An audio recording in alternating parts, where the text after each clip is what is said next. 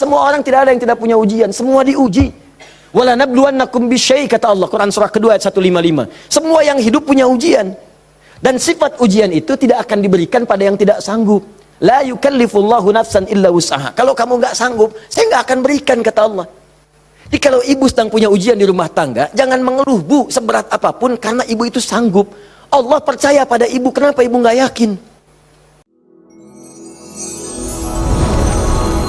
Bismillahirrahmanirrahim. Sudah, kita mulai ya. Baik. Ibu kelihatan di sini? Bagus ya. Ayah bilang kelihatan, belum saya tulis sudah kelihatan. Quran surah keempat ayat 103. Allahu Akbar. Ini dasarnya. Fa'idha qadaytumus shalah. Quran surah 4 An-Nisa ayat 103. Paling kanan, agak sedikit ke tengah. Fa'idha qadaytumus shalah fadhkurullah. Ya, maka jika anda telah tuntas mengerjakan salat, telah selesai salatnya, fadhkurullah, segeralah berzikir kepada Allah Subhanahu wa taala. Jadi sunnah amalan pasca salat zikir. Ya, mengerjakan semua aktivitas yang mengingatkan kita dengan Allah Subhanahu wa taala. Zikir. Ragamnya sudah kita bahas, ya. Dari mulai istighfar, bacaan kalimat tauhid, Allahumma antas salam, bacaan ayat-ayat Al-Qur'an, sampai dengan doa Nabi yang singkat terakhir kita bahas, sampai kita dalami detailnya, dari mulai ilmu yang bermanfaat, rezeki yang terbaik, dan amalan yang diterima. Kita sudah sampai situ kan? Baik.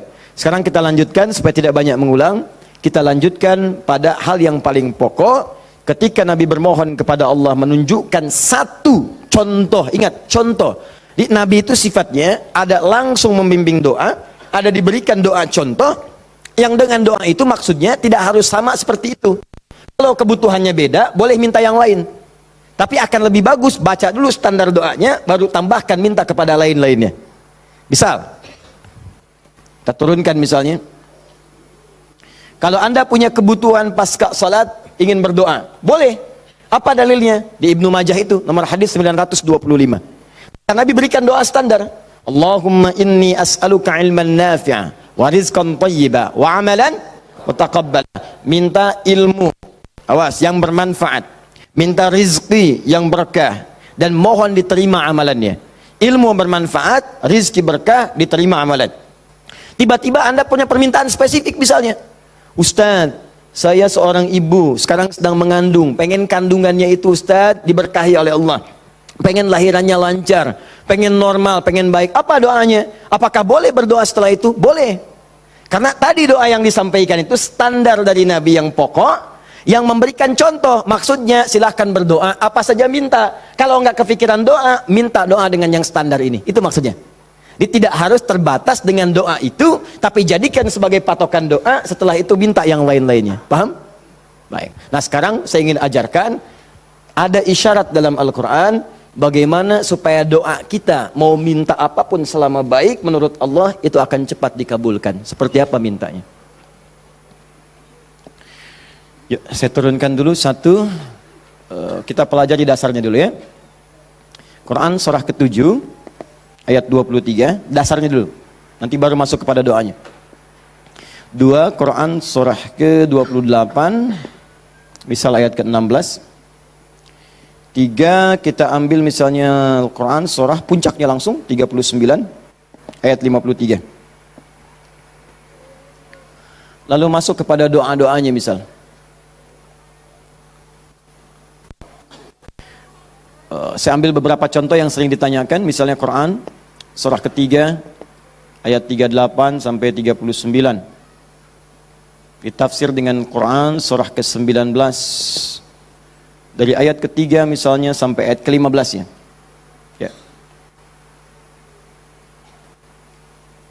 Ada lagi misalnya kita turunkan doa orang sakit misalnya, Quran surah ke-26 ayat 80. Bisa jadi penyakitnya lebih parah, kita turunkan Quran surah 21 ayat 83 sampai 84. Doa paling favorit misalnya Quran, apa yang paling favorit? Masya Allah, sapu jagat, luar biasa ya. Anda tanya orang Arab, nggak ada yang tahu ya, cuma orang Indonesia. Atarif sapu jagat? Sapu jagat Orang Indonesia luar biasa. Ada 2 sapu jagat, 2 sapu nggak ada jagatnya, 2 jagat nggak ada sapunya. Quran surah 2 ayat 201. Paling kanan sebelah bawah. Saya contohkan ini dulu ya, yang lainnya banyak. Saya contohkan dulu sedikit supaya agak batas untuk kita bisa berdialog. Begini, kita mulai. Mohon izin, saya itu minta contoh gelas dengan air, bukan karena memang biasanya ada itu, bukan. Karena ingin mencontohkan tentang bab doa ini. Ya, ingin mencontohkan tentang bab doa. Perhatikan sini, fokus baik-baik. Lihat sini. Saya tidak akan minum sekarang. Lihat sini, fokus. Ini gelas, ada airnya. Warnanya apa? Bening, ya, warnanya bening. Nah, sekarang lihat, ada penutupnya? Halus atau keras? Baik, udah jangan main tebak-tebakan, kita coba dulu ya. Kalau tidak tahu katakan Allahu a'lam. Lihat sini, ini spidol. Fokus. Perhatikan sini. Saya ingin masukkan ke dalam gelas. Masuk tidak? Kenapa? Ada penutupnya, tuh, cukup agak lumayan. Ada lagi kalau ditutupnya seperti ini, karena ini nggak ada penutup, kadang-kadang apa yang ada itu yang digunakan. Tisu misalnya. Lebih halus daripada yang tadi. Perhatikan baik-baik. Ini kalau dimasukkan bisa masuk. Ya, bisa, sudah. Kemudian lihat baik-baik, ada yang lebih keras lagi daripada yang pertama. Ini yang pertama, ini yang kedua. Misal, saya ambil yang lebih ekstrim seperti ini. Tutup begini. Fokus. Ini mau dimasukkan sampai kapanpun, sampai kiamat kurang 2 hari, susah. Sulit luar biasa. Perhatikan baik-baik. Fokus, fokus, fokus. Ada orang ingin bermohon kepada Allah Subhanahu wa taala. Kalau tidak ada sekatnya, tidak ada penutupnya, baik yang pertama, yang kedua, apalagi yang ketiga, maka semua yang diminta mudah untuk masuk. Minta spidol, masuk. Minta logam, masuk. Minta emas, masuk. Semua masuk. Tapi seringkali terjadi ada orang memohon, rasanya sulit kemudian untuk terkabul. Minta ini susah, minta ini lambat, minta ini sulit. Dan ini melanggar kaidah yang umum. Kaidah umumnya mengatakan setiap berdoa akan dikabulkan sepanjang itu baik bagi dirinya. Dan itu memang baik, tapi kenapa tidak masuk gitu? Misal kaidah standarnya di Al-Quran surah kedua Al-Baqarah ayat 186. Paling kiri sebelah bawah. Wa idza sa'alaka 'ibadi 'anni fa inni qarib ujibu da'watad da'i idza da'an falyastajibu li wal yu'minu bi la'allahum yarshudun. Kata Allah, Muhammad SAW, sampaikan kepada umatmu, jika kalian nanti ingin mencari Allah, kamu ditanya, ada yang ingin mencariku, mencari Allah, katakan padanya, enggak usah dicari, saya dekat. Itu memberi harapan. Saya sering sampaikan makna kalimat ini. Anda cari, tanya panitia, mana ustadznya? Dijawab, ustadznya belum ada berita. Dengan yang kedua, jangan khawatir Pak, sudah dekat. Mana yang paling menenangkan? Sudah dekat. Sudah dekat. Nah, ketika ada yang bertanya pada Muhammad, saya ingin mendekat kepada Allah, jawab, tidak usah repot, Allah dekat.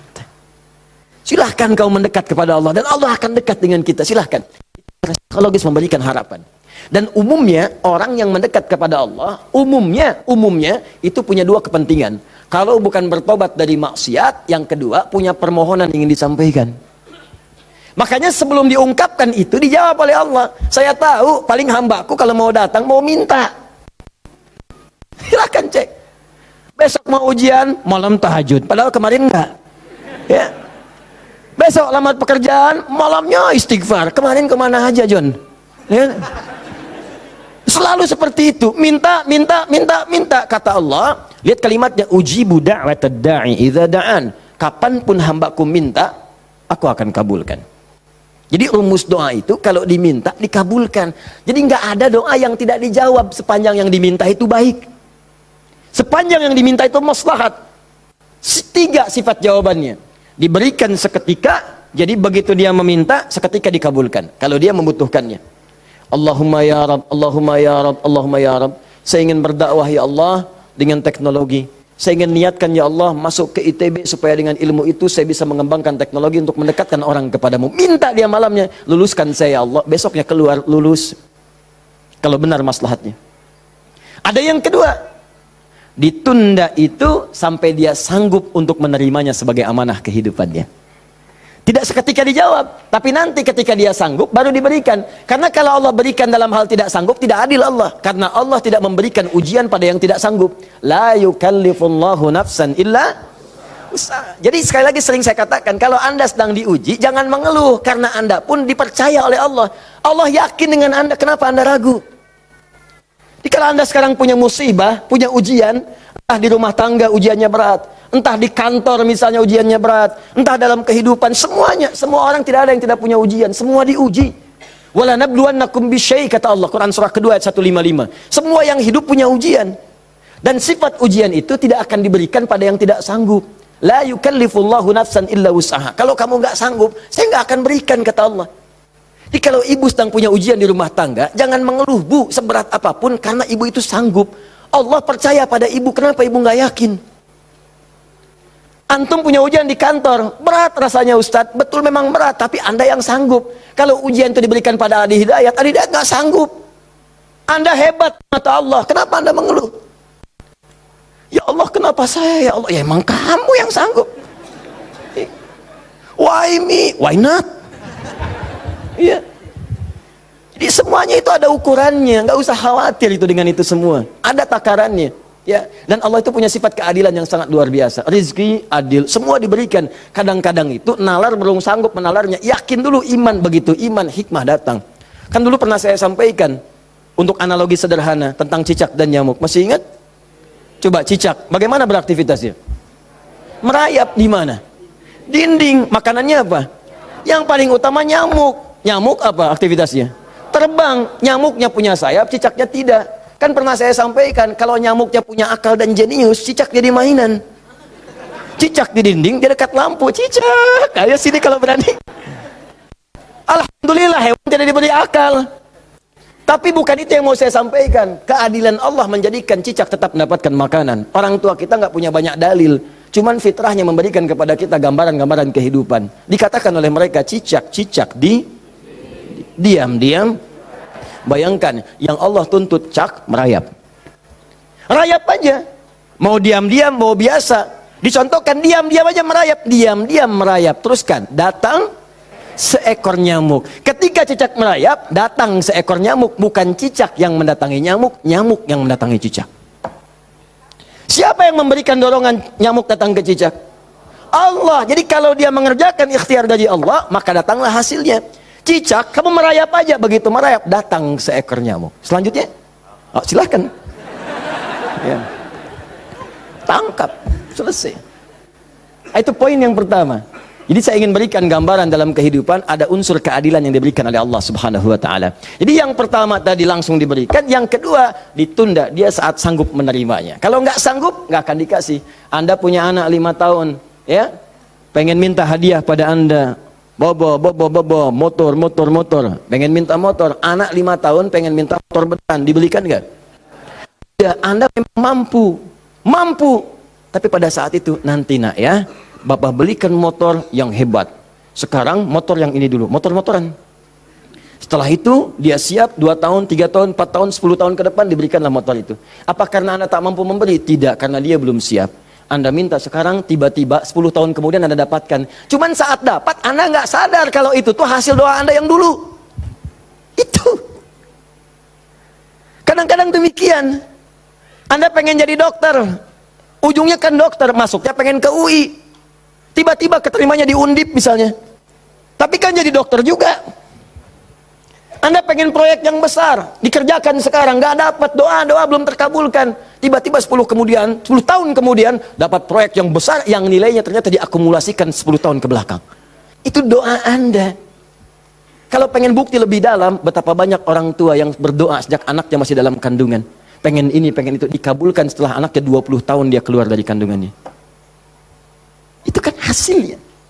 Makanya ketika anak sukses, kata Al-Quran surah ke-46 ayat ke-15, ada isyarat di sana. Kalau Anda sukses, jangan menilai dulu kesuksesan itu adalah hak Anda, kewajiban Anda, atau atas jasa Anda. Barangkali Anda cuma 30%, 70%-nya ibu yang dulu pernah menangis di keheningan malam. Ya Allah, jadikan anak saya seorang insinyur, ya Allah. Ya Allah, jadikan anak saya, ya Allah, orang yang soleh. Ya Allah, jadikan anak saya si fulan. Bapak Anda yang dulu cuma makan singkong, datangnya ke sawah, kemudian kerjakan segala rupa, ya Allah, jadikan anak saya lebih hebat dibandingkan saya. Puluhan tahun yang lalu mereka bermohon kepada Allah, doanya terkabul ke puluhan tahun kemudian. Makanya ketika Anda berhasil, kata Al-Quran, jangan dulu merasa bangga, karena boleh jadi jasa terbesarnya jasa orang tua dulu. Makanya Ismail, perhatikan baik-baik. Ismail yang mendapatkan air zam-zamnya. Lihat. Bergerak kakinya, gerak, keluar.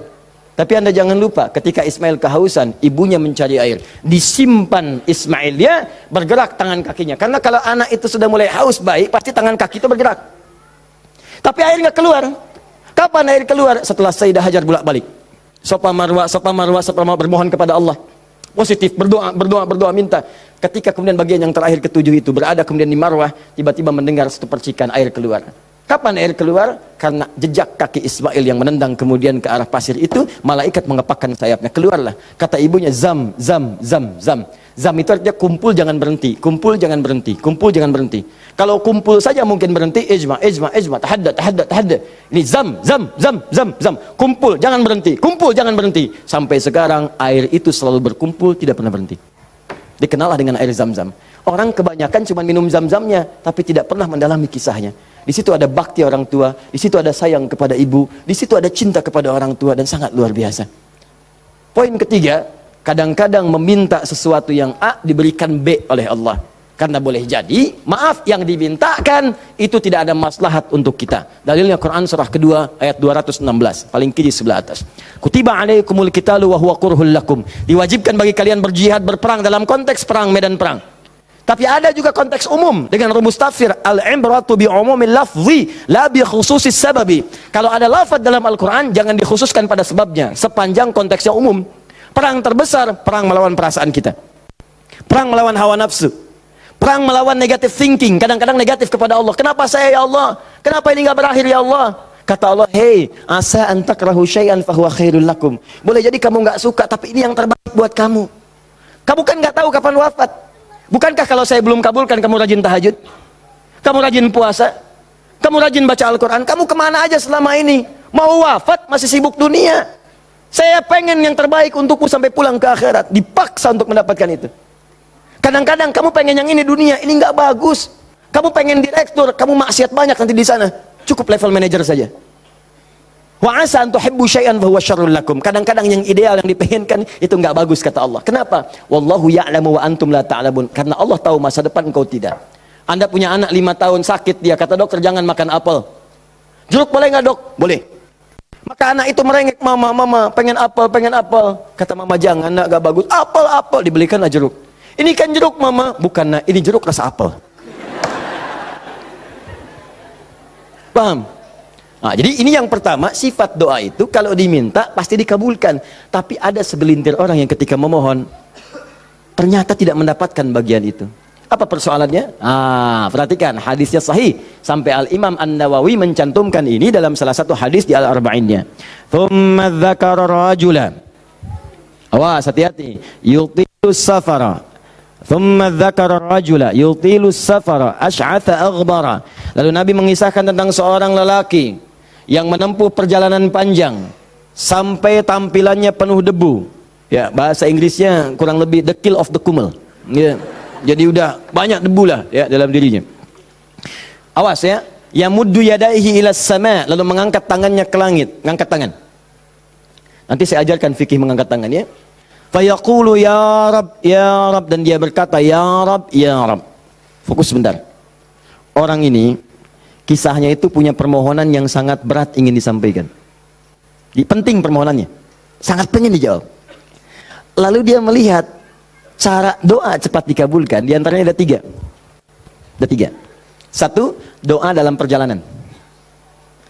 Perjalanannya perjalanan pada ketaatan, bukan maksiat. Awas, hati-hati, bukan perjalanan maksiat dan bukan jalan-jalan biasa. Awas, hati-hati. Kau mau kemana? Mau ke Hawaii? Titip doa ya. Doa orang safar kan dijawab. Tuh yang umrah, yang haji, gitu kan? Ya, itu yang dimintakan. Mohon, minta. Tapi kalau yang perjalanan maksiat tidak. Bro, mau kemana? Las Vegas. Titip doa ya. Itu belum dimohon, udah ditolak. Ya, belum dimohon. Jadi 1, menempuh perjalanan panjang. 2, orang yang mengangkat tangan. Jadi usahakan nanti saat berdoa itu biarkan mengangkat tangan. Nanti ada fikihnya. Ada yang cuma satu jari misalnya, ya, saat khutbah Jumat khatib ada. Ya, ada yang kemudian mengangkat tangannya, ada yang rendah, ada yang tinggi, ada yang posisi begini ada saat istisqa.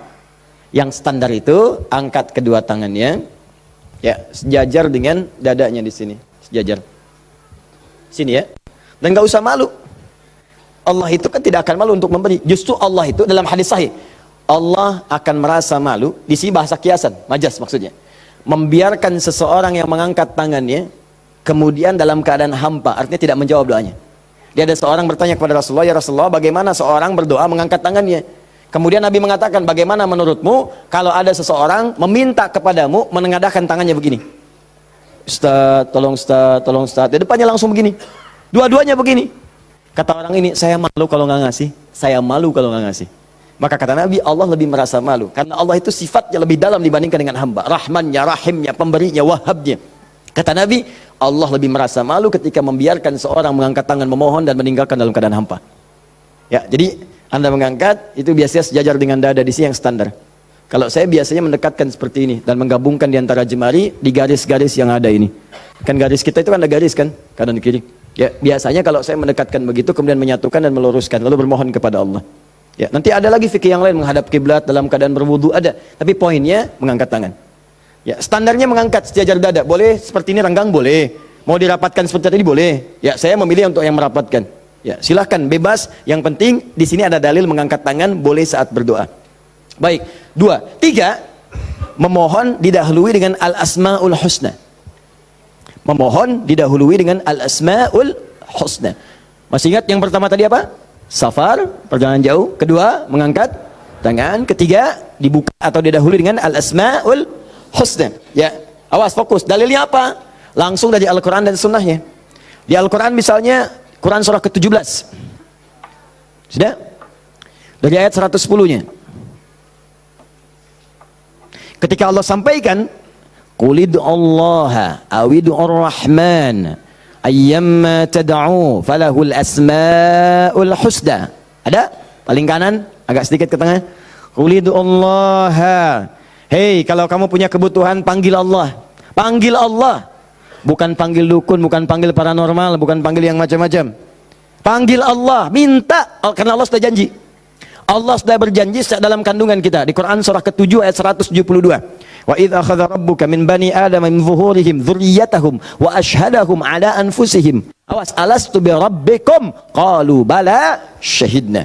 Ketika Allah mengambil perjanjian pada setiap anak cucu Adam. Awas, hati-hati, sejak dalam masa kandungan. Ditafsir di Al-Arba'in, di hadis Nabi riwayat Abu Abdurrahman Abdullah bin Mas'ud radhiyallahu taala anhu. Awas, nomor 4 posisinya di Al-Arba'in, paling kiri sebelah atas. Disampaikan, inna ahadakum yujma'u fi batni ummi, kata Nabi, 40 yawman nutfah, thumma yakunu 'alaqah, thumma yakunu mithla dhalika mudghah, thumma yursalu ilaihi al-malak. Awas, fayanfukhu fihi ar-ruh wa yaktubu bi arba'in, yu'maru bi katbi arba'in.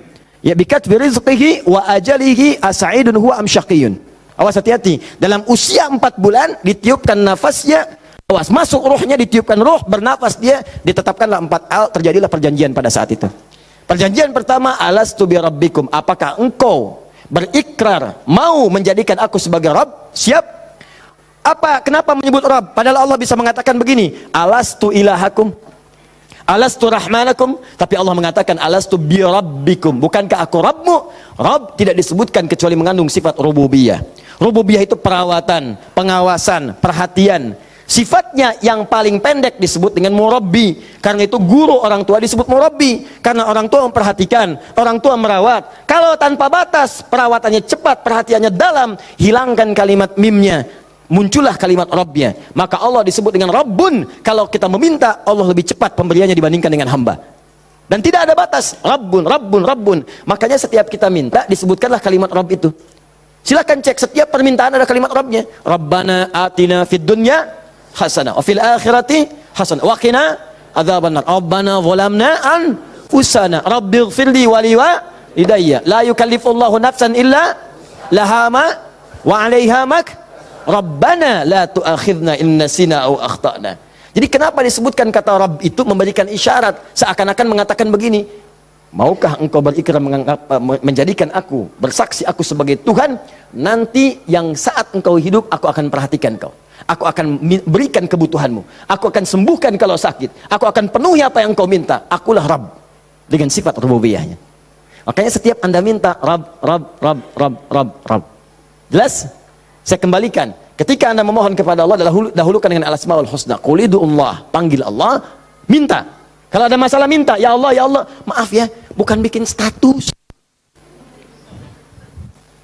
Bukan bikin status. Diuji dengan musibah yang dibikin status. Aku tidak menduga akan seperti ini.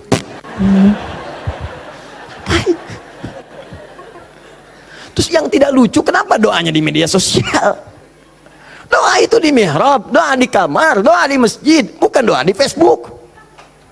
Ya, doa di Instagram, doa di Facebook. Aminkan ya, like. Apa yang mau dicari? Udah minta yang betul. Minta yang mohon dengan khusyuk. Mohon. Quran surah 7 ayat 205. Wadhkur rabbaka fi nafsika tadarruan wa khifatan wa dunal jahri minal qaul. Kalau butuh sesuatu, sebut nama Allah dalam jiwamu. Bukan dalam media sosialmu.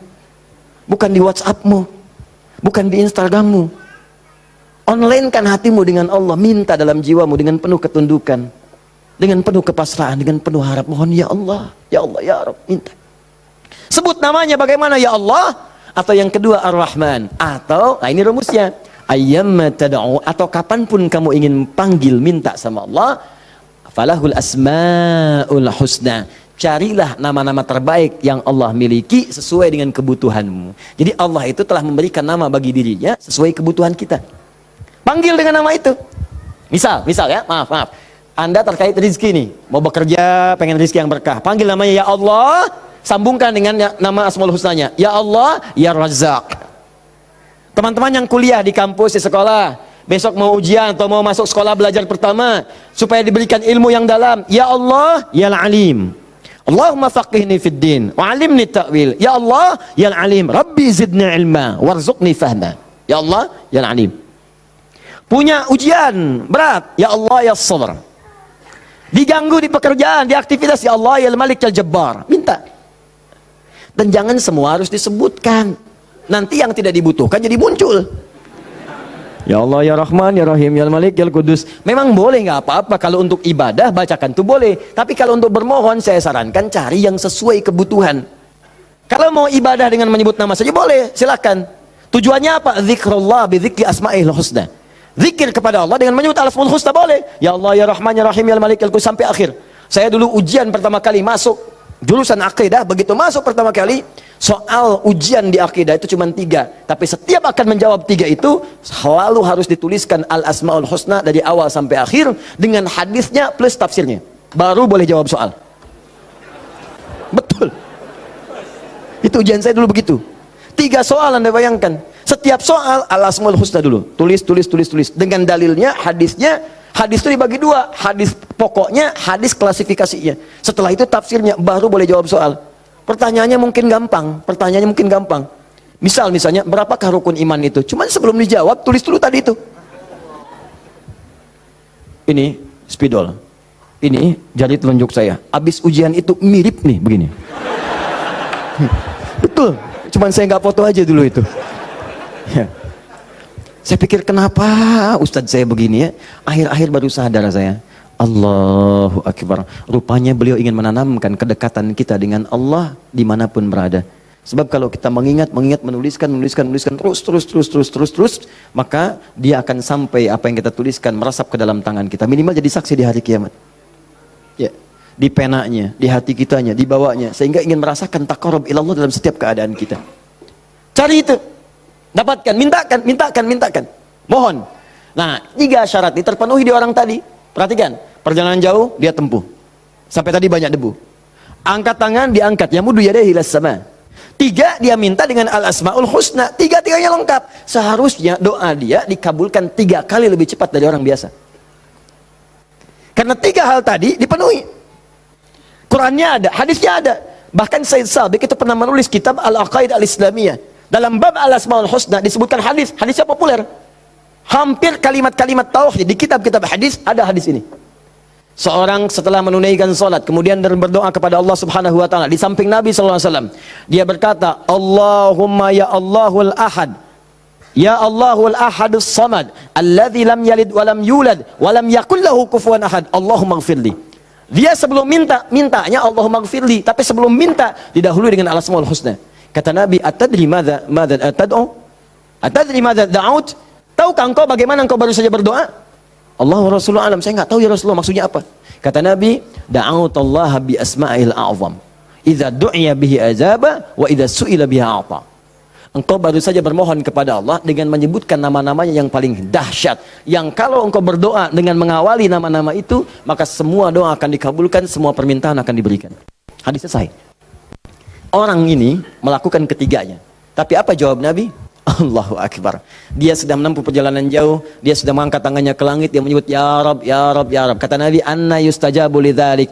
Bagaimana doamu bisa dijawab? Bahasa singkatnya, mustahil dijawab, mustahil dijawab. Mintalah kamu begitu sampai kiamat kurang 2 hari. Gak akan dijawab. Gak akan dijawab. Dia ada orang sudah mengerjakan 3 amalan dahsyat, tapi doanya gak dijawab. Kenapa dia? Allahu Akbar. Famat'amu haramun. Karena yang biasa dia makan haram. Mashrabu haramun, minumannya haram. Malbasu haramun, pakaiannya haram. Wa ghudhiya biharamin, dan sumber kehidupannya haram. Maka jadilah yang haram itu seperti sekat seperti ini. Nutuplah cawan doanya.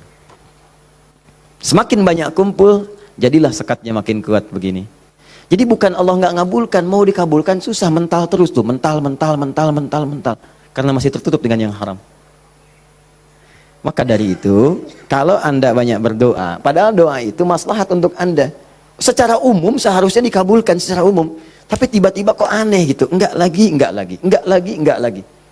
Coba lihat, mungkin ada sekat dalam diri Anda. Mungkin ada maksiat, ada yang haram pernah dikerjakan. Buka dulu, buka cawannya. Keluarkan yang haramnya. Buka. Bagaimana membuka itu? Inilah yang tadi kita contohkan dengan ayat-ayat tadi. Tidak ada manusia yang sempurna. Yang sempurna makhluk diciptakan. Makhluk yang sempurna itu cuma malaikat. Tidak ada manusia yang sempurna. Sepanjang kita manusia pasti pernah berbuat salah. Tapi mungkin kesalahan itu menjadi penutup dari keinginan yang ingin kita mohonkan kepada Allah. Kenal Nabi Adam?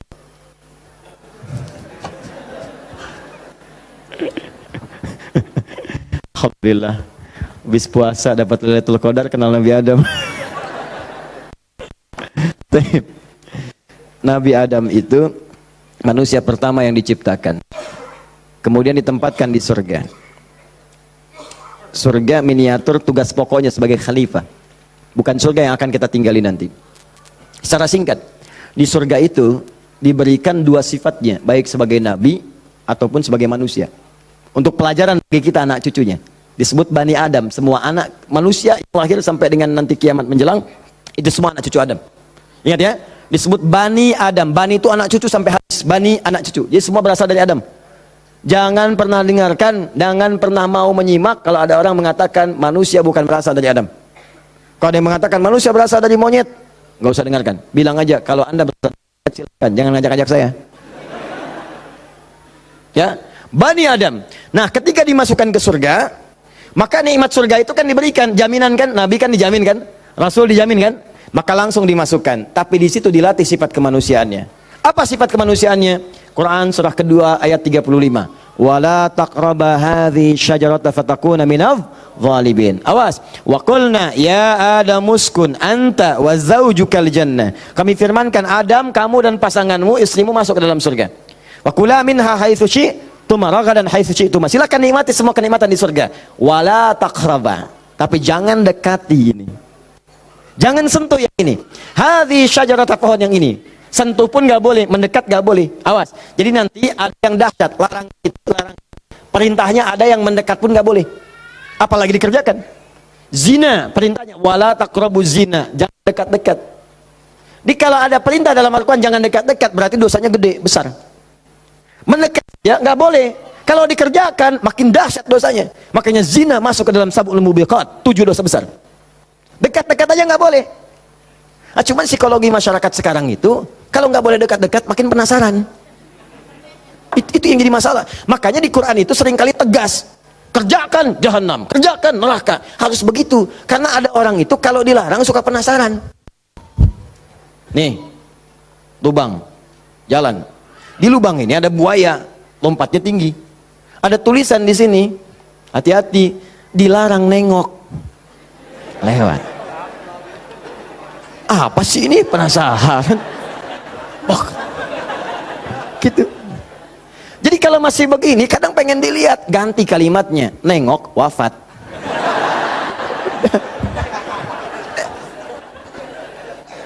Selesai. Udah.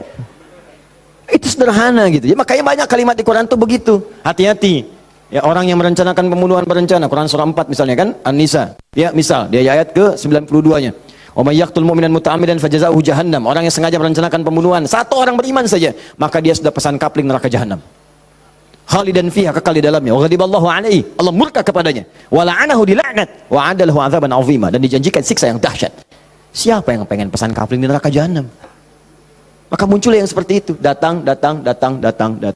Saya kembalikan ke sini, maka caranya adalah buka dulu ini nih. Buka dulu sekatnya. Tidak ada yang sempurna. Makanya Nabi Adam ketika kemudian ditempatkan di surga, surga ujian ya, bukan surga yang akan kita tempati. Dari mana dalilnya Ustaz? Karena di surga nanti kita itu sudah nggak ada ibadah lagi. Nggak ada ibadah. Nggak ada yang salat lagi, nggak ada yang puasa lagi. Cukup di dunia aja. Di akhirat tinggal mendapatkan hasilnya. Kita panen nanti. Ya. Ya jangan terlampau soleh, cita-cita di surga supaya bisa sholat tahajud. Allah, bapak tuh terlampau soleh. Udah tahajud di dunia aja, nyampe sana tinggal nikmati. Tinggal dinikmati. Kebiasaan dunia masuk semua. Ya Allah, makan nikmat, pengen anggur, gak usah jauh-jauh, tinggal ngambil. Masya Allah. Ustadz merokok boleh enggak? Oh, silakan, ambil apinya di neraka.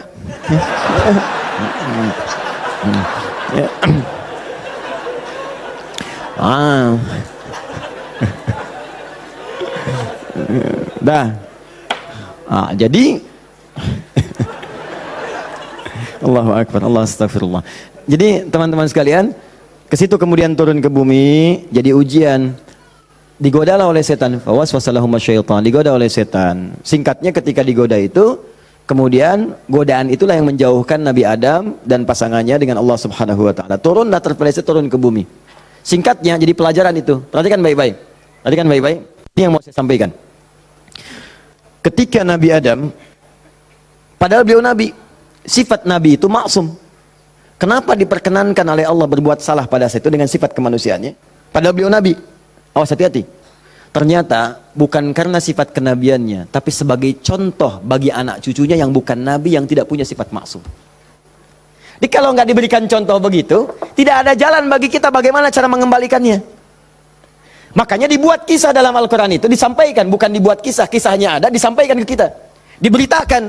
Ini dulu Adam dengan sifat kemanusiaannya salah, padahal dia Nabi, maksum, bisa dijaga oleh Allah. Kenapa diperkenankan salah? Untuk menunjukkan ibrah, pesan kepada kita, kalau salah, begini cara kembalinya. Maka ketika berbuat keliru itulah diturunkan kalimat pertamanya, untuk mengangkat sekat ini. Jadi kalau nggak pernah diangkat, ini hubungan dengan Allah itu tersekat.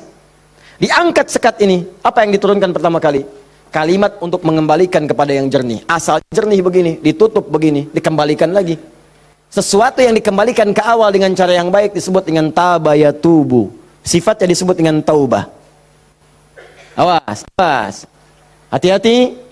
Maka Allah turunkan kalimat pertama ketika turun ke muka bumi. Kalimat pertamanya Quran surah kedua ayat 37. Fatalaqa Adamu min rabbih kalimatin fataba alaih. Maka Allah turunkan kalimat taubat. Taubat itu maksudnya kembali kepada jalan yang baik. Tadi tersekat, buang sekatnya, balikin lagi ke awal. Ya, fataba alaih, maka diterimalah jalan kembalinya itu. Kalau sudah balik lagi silahkan, pengen apa aja diberikan. Minta. Maka apa kalimat tobat yang pertama kali itu? Disebutkanlah di Quran surah ke-7 tadi ayat 23. Rabbana zalamna anfusana wa illam taghfir lana wa tarhamna lanakunanna minal khasirin. Itulah kalimat pertama untuk membuka sekat-sekat yang haram dan maksiat saat kita merasa ingin kembali ke jalan yang benar.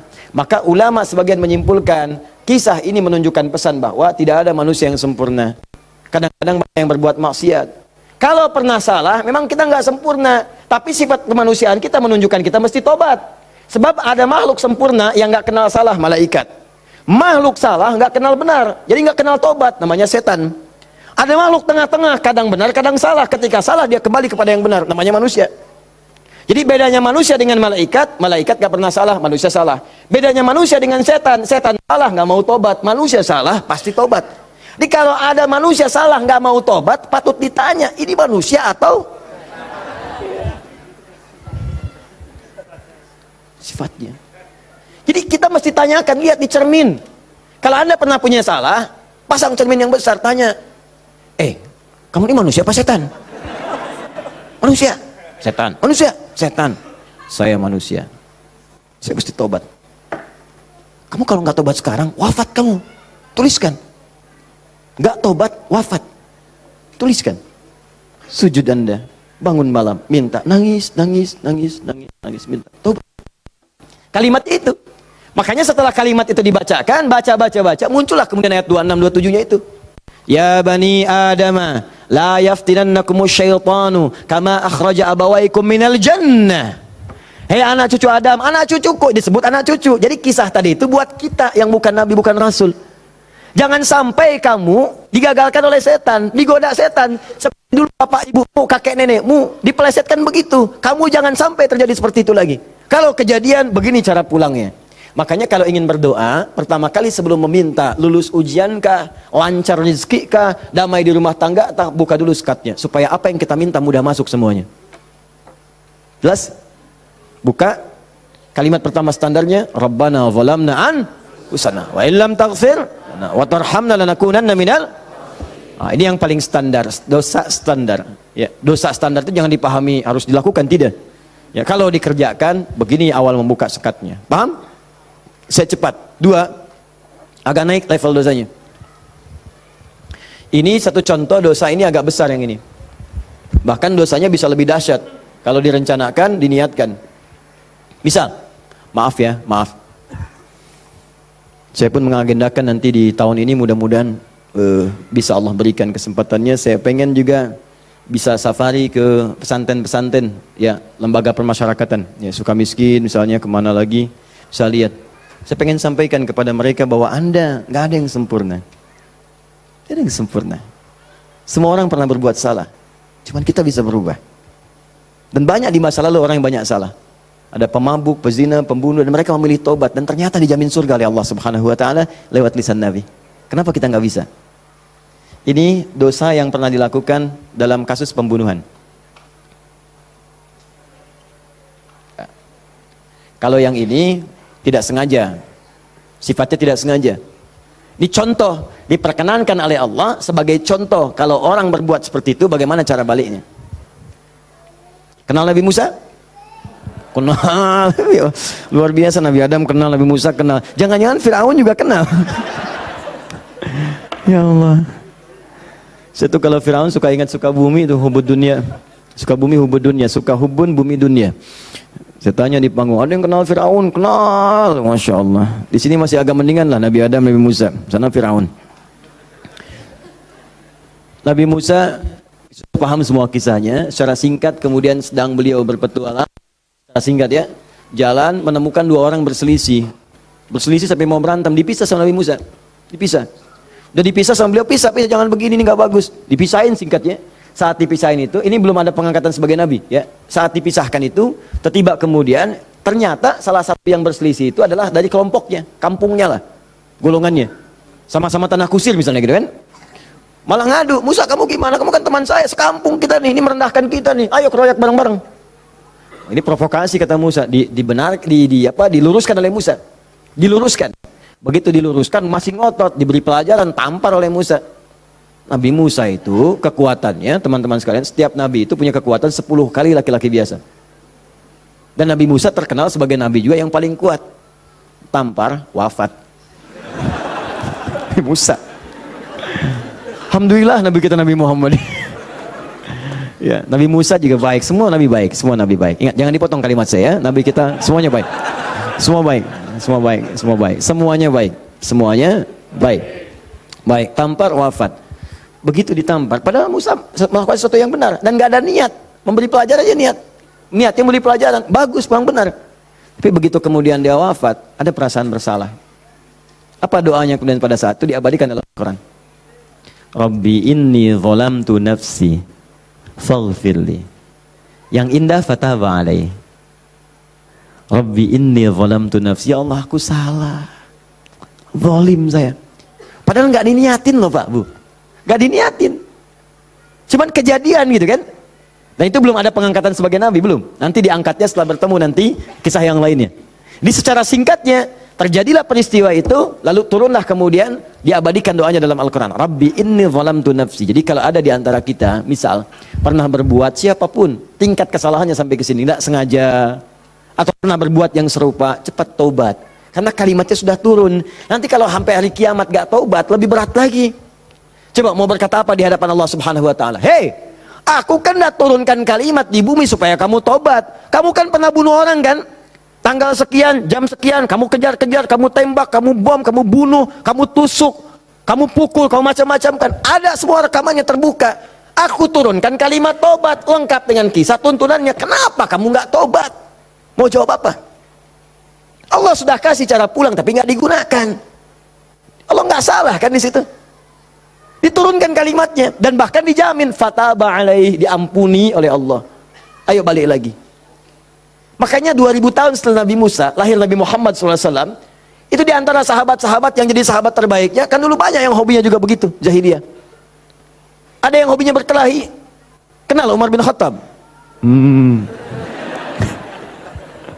Umar bin Khattab radhiyallahu ta'ala anhu luar biasa, tegas, kekar, wah senang duel sebelum masuk Islam.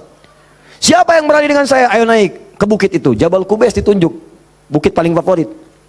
Naik ke sana, yang sekarang ada istana raja di situ, ya di samping Zam-Zam itu. Naik. Sebelum berduel dengan saya, pamit dulu pada ibu yang telah melahirkannya, karena dia akan pulang tanpa nama. Umar, Allahu Akbar. Apa yang terjadi? Masuk Islam halus, Toha tersentuh, masuk Islam. Lalu kasarnya berubah menjadi tegas, dipakai melindungi Nabi SAW, dipakai menegakkan syariat dengan baik. Kehalusannya muncul, sampai datang tengok orang jadi khalifah, perhatikan orang, luar biasa. Tegasnya muncul. Ya, waktu Abdullah bin Ubay bin Salul itu seorang munafik, kalau sholat di belakang Nabi, saf paling depan. Tapi begitu bubar, provokator paling pertama Abdullah bin Ubay bin Salul. Begitu keluar, Muhammad nih SAW, mecah belah kita aja. Datang ke sini pengen jadi pemimpin. Dia punya masjid sini, kita bikin masjid yang lain, bikin dirar. Selalu dipecah. Orang dah siap-siap perang Uhud, di pertengahan jalan diprovokasi, balik aja balik. Pasukan musuh lebih kuat, ayo balik-balik. Sepertiga berputar desersi. Anda bayangkan. Tapi apakah Nabi langsung menghukumi? Tidak. Nabi kenapa nggak dihukumi? Umar, gregetan saya. Ya, kata Nabi, kan belum jelas kelihatan nampaknya. Nanti jadi fitnah, pecah nanti semuanya, karena dia masih dianggap pemimpin di kalangan yang lainnya. Biarlah nampak, nanti Allah berikan hujahnya untuk dia. Satu kali, tapi kalau di depan baik, di belakang menusuk dari belakang. Satu kali sakit. Begitu saat sakit itu, anak Abdullah bin Ubay bin Salul, anaknya namanya Abdullah, baik, soleh. Nah ini juga jangan simpulkan kalau keluarga misalnya bapaknya nggak bagus, pasti anaknya nggak bagus. Belum tentu. Belum tentu. Kenal Abu Jahal? Anaknya Ikrimah. Bapaknya musuh Nabi luar biasa, anaknya pembela Nabi yang paling hebat, penunggang kuda yang dahsyat, saf paling depan kalau jihad. Sampai Nabi itu dengan menghormati Ikrimah tidak pernah menyebut Abu Jahal di depan Ikrimah. Jangan singgung bapaknya, jangan, supaya anak ini dalam ketenangan. Abdullah bin Ubay bin Salul anaknya taat, namanya Abdullah juga. Sakit bapaknya, datang kepada Nabi, ya Rasulullah, bapak sakit, kata Nabi, berikan ini, kasih air, berangkat pulang sana. Katakan dari Nabi. Datang senang pulang, ya abati, papa ini dari Nabi. Apa sih Muhammad? Lempar, habis. Sampai sekarat disampaikan, datanglah Nabi ke rumahnya. Tapi nanti saat turun surat Taubah itu untuk dilarang menyolatkan. Begitu datang ke tempatnya, apa yang dikatakan? Manjanya luar biasa. Ya Rasulullah, itu di depan Abu Bakar, ada Umar dan yang lain-lain. Ya Rasulullah, biarkan aku wafat dengan mengenakan jubah terluarmu. Apa kata Umar?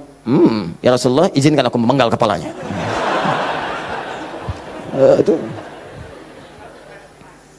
Cuman jubah aja kok, pakai. Dia meninggal. Itu Abdullah bin Ubay bin Salul. Hidupnya begitu meresahkan, wafatnya begitu kolokan. Tapi habis. Jadi yang pertama itu, coba, udahlah, banyak yang tobat. Umar jadi bagus. Tukang begal, Jundub bin Junadah, wah, sekampung begal tobat. Jadi dai, sekampung jadi soleh semua. Saking dahsyatnya, kampung itu dikenal di kemudian hari. Namanya Gifar. Sampai dikenal dengan Abu Dzar Al-Ghifari. Sampai Al-Imam An-Nawawi mengutip hadisnya di Al-Arba'in itu nomor hadis 18. Ya, Jundub bin Junada. An Mu'adz bin Jabal wa Jundub bin Junada radhiyallahu taala anhuma qala Rasulullah sallallahu alaihi wasallam, ya, ittaqillaha haitsu ma kunta wa atbiz sayyatil hasanata tamhuha. Ainal hadis? Mana hadis? Mana Qurannya? Apa yang antum kerjakan tiap hari? Ngitung lagi. Mana bekal antum tuh pulang? Minimal sehari satu hadis. Ambil, walaupun nggak hafal hadis kan nggak mesti hafal, baca hadisnya, lihat terjemahannya, amalkan isinya, buka konsepnya. 57 hadis kitab iman, tiap hari baca satu. Antum pebisnis, keluarkan hadis-hadis bisnis, tiap hari satu. Kalau Al-Quran hafalkan, satu hari satu ayat, tak apa-apa. Pulang punya hujah di hadapan Allah. Di tiap hari ngitung-ngitung dunia, wafat tinggal semua. Apa yang mau antum ambil? Berharap surga lagi. Takutlah kepada Allah, mulai yang baik. Jundub bin Junada taubat, dikenal dengan Abu Dzar Al-Ghifari. Nah, puncaknya, mungkin ada orang pernah juga lebih daripada ini. Dia berzina, dia mabuk, dia macam-macam. Pokoknya mengoleksi dosa lah. Ya, orang ngoleksi mobil, ngoleksi musab, dia ngoleksi dosa. Jadi kalau nggak berdosa itu nggak enak. Kamu ngapain aja, si fulan sudah begini. Oh, masa besok saya lakukan yang lebih daripada itu. Jadi ngoleksi dosa, tumpuk dia. Yang begini pun itu masih diberikan kesempatan Allah dengan oleh Allah diturunkan satu kalimat yang kalau dikerjakan, diamalkan isinya, diterima taubatnya. Turunlah Quran surah 39 ayat 53 tadi. Qul ya ibadiyalladzina asrafu ala anfusihim la taqnatu min rahmatillah. Muhammad katakan pada hamba-hambaku yang dosanya sudah israf. Israf itu melebihi dasar cukup. Lebih. Mubazir. Banyak. Datang ke pernikahan, ada prasmanan, orang sekali dia 10 kali. Israf. Balik. Israf. Ini ada israf dalam dosa. Itu pun kalau mau taubat kata Allah, la taqnatu min rahmatillah. Jangan puasa dari rahmat Allah. Innallaha yaghfirudz dzunuba, Allah ya Rahman. Allah ya Rahim. Allah akan mengampuni semua jenis dosa sepanjang kau mau taubat. Di kadang-kadang Allahnya sudah pengen ngampunin, manusia yang nggak pengen. Fir'aun kan gitu, kurang apa lagi diutus 2 nabi langsung. Musa dengan Harun, idhaba ila fir'auna innahu tagha. Quran surah 20 ayat 43 sampai 44. Musa Harun pergilah ke Fir'aun, dia sudah mulai menyimpang. Faqula lahu qawlan layyina la'allahu yatadhakkaru wa yakhsha. Katakan kepadanya dengan lembut, mungkin dengan kelembutan itu dia sadar dan mau bertobat. Enggak mau. Musa, gua kan Tuhan yang gede, ana rabbukumul a'la. Marah, nantang, mau bunuh dan sebagainya. Sudah, selesailah dia tenggelam di lautan. Ya, jadi mumi. Teman-teman, ini jadi gambarannya, buka dulu skatnya. Kalau dibuka, ini yang terakhir, kalau dibuka begini, ternyata bukan cuma skatnya, dalamnya kotor. Kalau ini kan masih bersih, diminum juga bisa. Masa sih Ustadz? Betul, contoh, bismillah.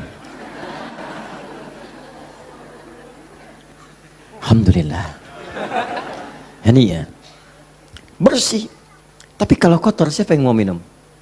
Tidak ada. Maka kalau minuman bercampur kotor, di sini ada kotoran misalnya kan?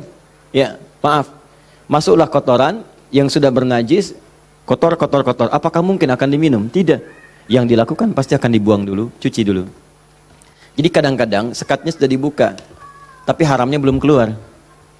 Memang taubat dari dosa-dosa, misalnya, mohon maaf, dosa untuk menipu. Awas, dosa pencurian. Tobat betul, cuman barang yang dicuri dikembaliin dulu. Dosa dari ngutangin orang, betul. Dosanya tobat, cuman utang bayar lunas dulu.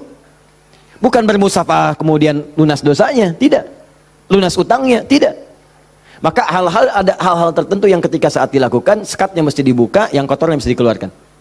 Tobat dari dosa musyrik, tobat bagus. Cuman keris yang dimusyrikan, pedang yang dimusyrikan, batu-batu yang dimusyrikan, buang dulu. Buang dulu. Tato-tato, gambar-gambar, kan? Aku tuh kalau melihat Lionel Messi, rasanya main bola aku jadi bagus deh. Sampai dibikin tato misalnya. Musyrik. Hati-hati. Musyrik. Buang. Taubat, buang dulu. Begitu sudah dibuang, nanti Anda akan lihat, kerjakan amal soleh. Jadi jika yang salah itu hilang, yang soleh muncul. Kalau sudah yang soleh muncul, Anda nggak minta pun dikasih. Nggak percaya, silahkan buktikan. Bedakan rasanya, rasakan bedanya, dan pasti akan terasa bedanya. Akan lain. Demi Allah saya katakan akan lain. Paham di sini? Nah, jadi sebelum meminta, saya harap coba Anda kerjakan dulu ini. Setelah itu silakan minta, mohon. Usahakan kalau minta, pertama punya wudhu ya. Ini dianjurkan, disunnahkan dalam setiap keadaan. Jadi usahakan wudhu itu selalu ada. Kalau batal, nggak sempat ada air, tayamum. Ya, saya mendengarkan guru-guru saya, ulama-ulama, salafus saleh, orang-orang saleh membiasakan berwudhu. Saya coba ikutin, ternyata manfaatnya luar biasa. Dan jadinya di kebiasaan. Jadi kalau kita nggak berwudhu nggak enak. Ya, wudhu. Kalau Anda biasakan seperti itu, nah biasa nanti saat berdoanya enak. Ya, pertama, wudhu dengan baik. Kedua, pastikan semua aktivitas kita dikerjakan dengan yang halal. Jadi jangan pernah sentuh yang haram-haram. Pakaian, jauhkan dari yang haram. Makanan, perangkat itu jauhkan dari yang haram. Nanti ada kenikmatan tersendiri. Kedua, yang ketiga, menghadap ke arah kiblat kalau mampu. Kalau tidak, seadanya. Ya, seadanya saja. Nah, misal, mohon maaf, sedang di pesawat, kan? Apalagi jadi pilot, ya kan? Menghadap ke arah kiblat.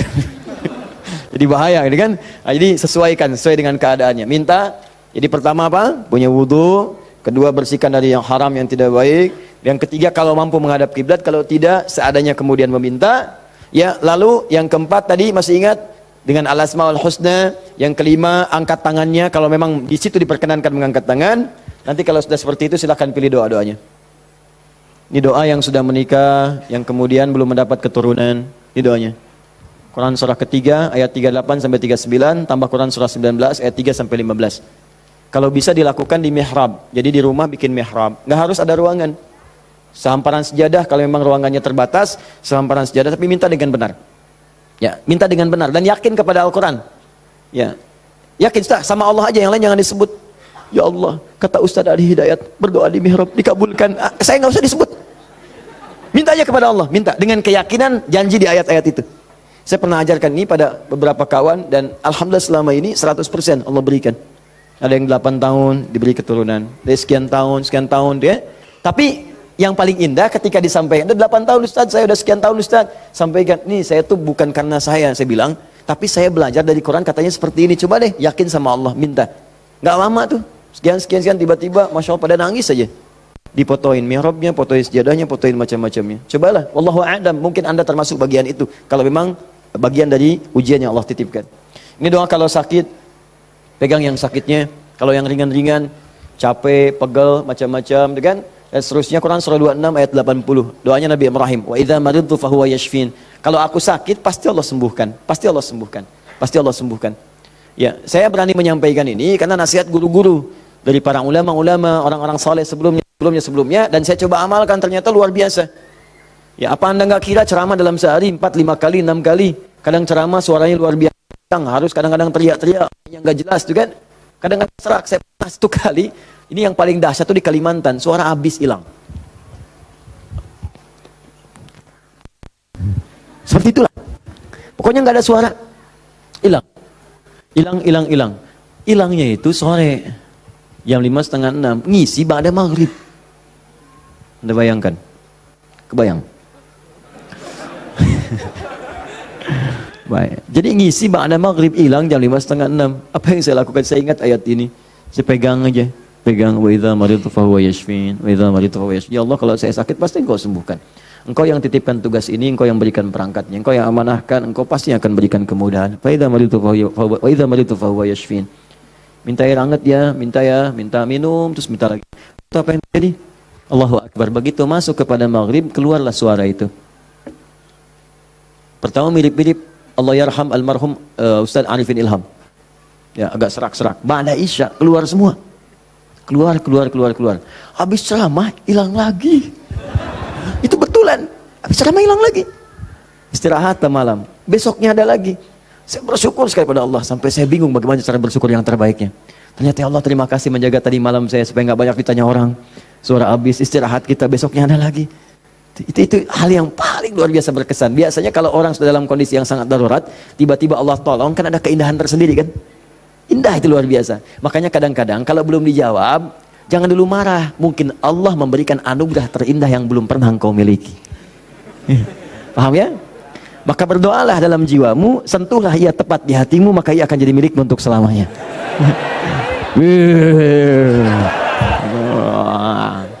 Catat. Nah, Kalau penyakitnya parah, kata dokter nggak bisa, yang ini Quran surah 21 ayat 83 sampai 84. Ini sering saya sampaikan. Kalau umum, semua umum pengen baik-baik umum, ya inilah. Yang tadi kata antum sapu jagat ya. Berarti banyak di Quran doa supaya anak misalnya rajin sholat, keluarga bagus, turunan baik, doa sejak dalam kandungan. Ada sebuah, saya pernah sampaikan kok dalam keterangan yang cepat ya. Disilahkan, ada banyak indeks sekarang, ada banyak buku-buku, tinggal dikeluarkan. Kalau saya boleh pesan, sebetulnya kalau mau komplit, beli aja buku hadis. Ya, nggak mahal kok. Antum tuh lebih senang pulsa dibandingkan ilmu. Heran saya orang sekarang. Dulu orang ketemu ulama minta doa, sekarang minta foto. Aduh, sampai saya juga kepikiran apa nyetak aja yang banyak ya. Ustaz minta foto, nih, Ustaz minta foto nih gitu. Aduh. Allahu Akbar, astagfirullah. Nah, ini teman-teman sekalian, itu barangkali yang sekiranya bisa disampaikan.